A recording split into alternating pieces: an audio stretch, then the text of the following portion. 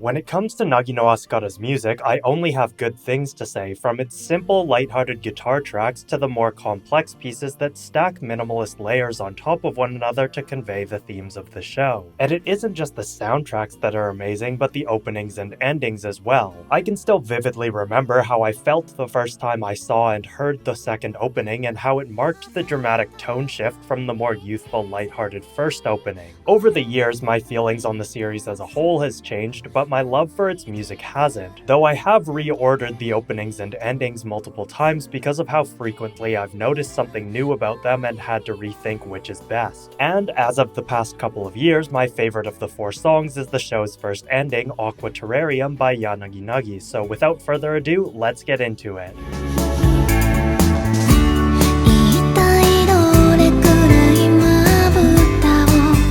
When I really started paying more attention to Aqua Terrarium, I began to notice all the hidden complexities within it that had somehow gotten past me for years. Prior to this, the openings Lull, Soste Bokura wa, and Ebb and Flow were always competing for top spot because of how easily they captured the mood of the story in their respective halves. In that sense, I think Aqua Terrarium is a brilliant piece of music because it manages to play out like a nice J-pop song for those without music training, and for those with it, there are a lot of things we can appreciate on a deeper level. Not to say that the other songs aren't more complex than they seem, simply that this song in particular has struck a chord with me that's managed to keep me advocating for its supremacy over the other 3, something we can thank composer Ishikawa Chiaki for. There are 2 important things to note about Nagi no Asukara that will make this analysis make more sense. First is the sense of water, as the story revolves heavily around the sea and the people who live within and beside it. The other is the cultural identity of these people, who worship the sea god by offering sacrifices, decorative wooden dolls in the present day, but with the understanding that these dolls are a stand-in for actual women. Also, there will be spoilers in this, so now's the time to click away if you want to avoid those. The song begins with Yanagi Nagi's voice echoing and reverberating while panning left and right, creating a surrounding texture that places us in a particular space, in this case, one we can easily associate with being underwater. This is aided by the fact that she isn't singing actual words, but rather chanting out a playful yet melancholic melody. The notes themselves aren't particularly important aside from giving us a rough idea of the key we're meant to be in, and the focus is more on establishing the setting of her voice as well as whose point of view she is singing from.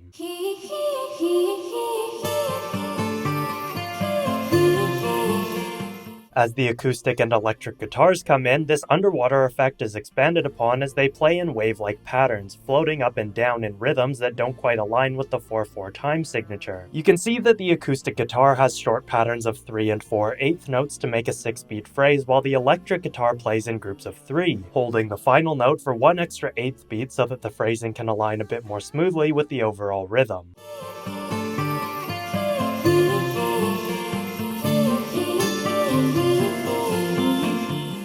I talked quite a bit about layering minimalist patterns on top of one another in my analysis of Nagi no Asukara's sound design and music, and this utilization of the same compositional techniques allows the music to seamlessly flow from the show into the ending, something that occurs a fair amount in the anime's first half. We also have the bass guitar taking on a soloistic melody line, an interesting choice given that bass guitars rarely get time to shine outside of jazz solos.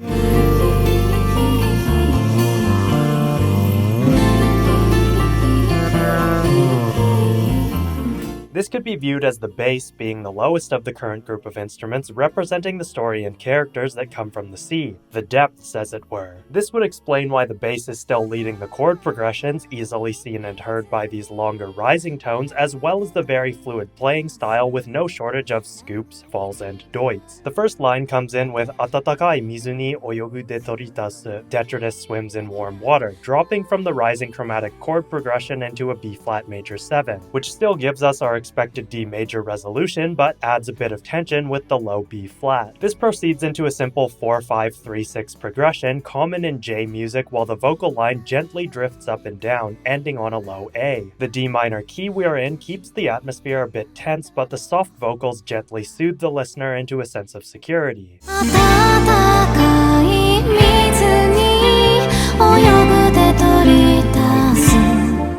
This line is then followed by 長い時間をかけて糸を紡ぎながら繭になる. While spinning thread for a long time, it becomes a cocoon. Lyrically, this seems quite abstract without the context of the series, especially given that the true meaning of these words doesn't become clear to the viewer until the second half of the anime. Detritus is essentially any organic matter that has been eroded in water, and the idea of it spinning into a thread that forms a cocoon of some sort seems odd. In Nagiasu, however, we understand what this means when Hikari, Kaname, and Miyuna find Manaka in Ojoshi-sama's graveyard, wrapped in a cocoon of Anna and scales. On the musical side of things, we get a simple rising bass line from G to C before getting hit with a deceptive cadence, moving not to the expected D major for a perfect 5-1 resolution, but to B minor, the relative 6th chord in our new D major key.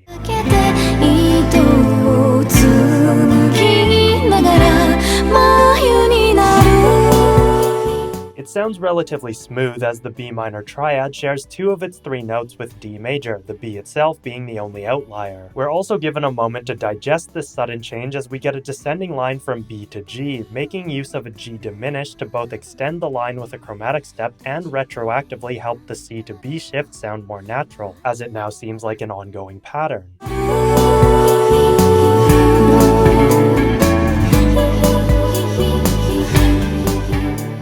This short interlude comes to a close as the 5 chord A major is heavily emphasized to give us a perfect cadence to D major, starting us off on a bright tonic sound for the first verse. It's pretty amazing when you realize just how much is going on over the course of these 6 bars, given how naturally it seems to flow when you just hear the song without all this context. Their chromatic steps and diminished chord make it seem incredibly unstable from an objective standpoint, but the actual setup and timing of this particular progression keep it from breaking down completely, allowing us to take in the shift from D minor to D major without feeling a sense of whiplash.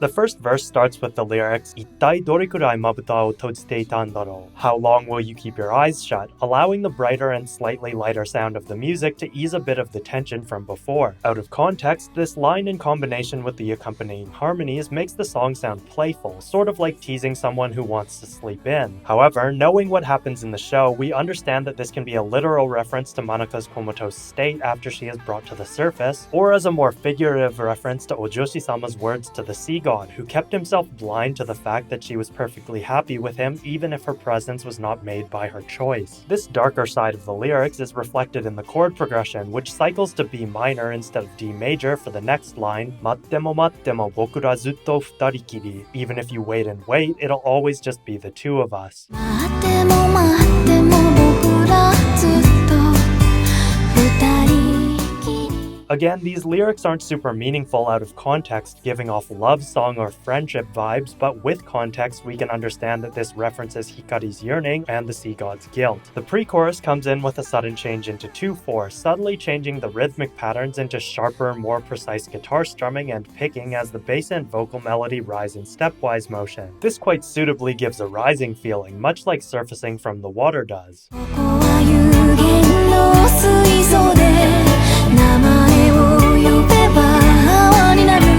The lyrics, ここは有限の水槽で名前を呼べば泡になる. This is a limited aquarium. If I call your name, I'll turn into foam. Doesn't have any direct references to the series, but does reflect the nature of the situation, that sacrifices will have to be made in order to sate desires. To appease the sea god, Ojoshi-sama, Akari, Manaka, and Miyuna all became offerings. To return to the land, Ojoshi-sama and Manaka lost their protective Enna and their ability to love. With this less uplifting message at the forefront, the vocal line quickly begins spiraling downwards as our dominant A7 chord is used to make a chromatic step up to B flat major 7, once again giving us the sound of an expected D chord in the upper registers, but with the addition of the B flat below for a sudden but not unnatural shift back into D minor for the chorus.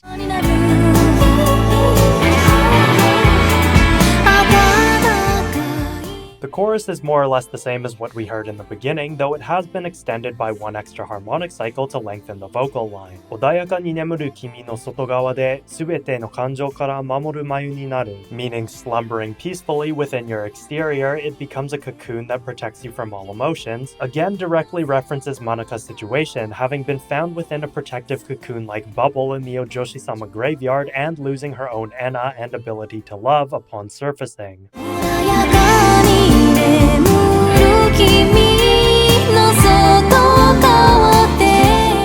For the most part, the second verse and chorus are the same as the first, though with different lyrics that relate to the series in a slightly more abstract sense than before. This of course makes sense since, like most opening and ending songs, we only get to hear the first verse and chorus in the anime version, and thus the lyrics from here on don't need to be as closely related to the series. That said, I think it's worth mentioning the bridge, as it has much more lyrical significance to the story and makes some interesting musical changes that we didn't really hear in the earlier sections. Coming out of the second chorus, the post-chorus chord progression immediately sets itself apart from the first one by staying in F major, or at least beginning in F major before jumping around in different ways. The first four measures feature a simple chromatic descent, the B natural and E flat, giving us some really interesting colors and textures. The bass itself, while outlining this simple chromatic descent, is actually jumping all over the place, arpeggiating up and down and making huge leaps from the fourth measure onwards.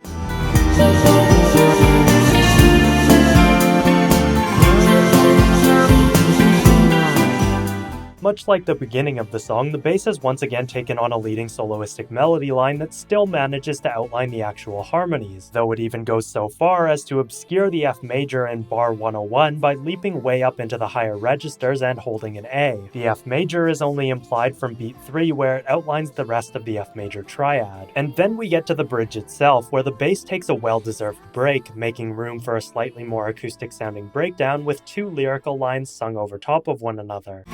いつか一人で目覚めた君の初めて瞳に映す景色がいつか一人で目覚めた君の初めて瞳に映す景色が美しいものだけで満たされるように捧ぐ子守歌 is a long phrase that translates to, when you awoke all alone one day, the first thing reflected in your eyes was a lullaby, dedicated as if it were only filled with beautiful things. This is tied much more to Ojoshi-sama than to Manaka, despite the parallels in their stories. The sea god felt guilty for taking Ojoshi-sama away from her lover on land, who committed suicide after she was offered to him. She was unaware of his death, and despite having found solace in her new life beneath the sea, still yearned for parts of her previous life. With guilt overwhelming him, the sea god returned her to the surface, removing both her Anna so that she could not return to the sea, and her ability to love, as she would be distraught returning to land only to discover that her lover was no longer there. This was his flawed sense of compassion, the metaphorical lullaby dedicated to her as if only beautiful things would await her.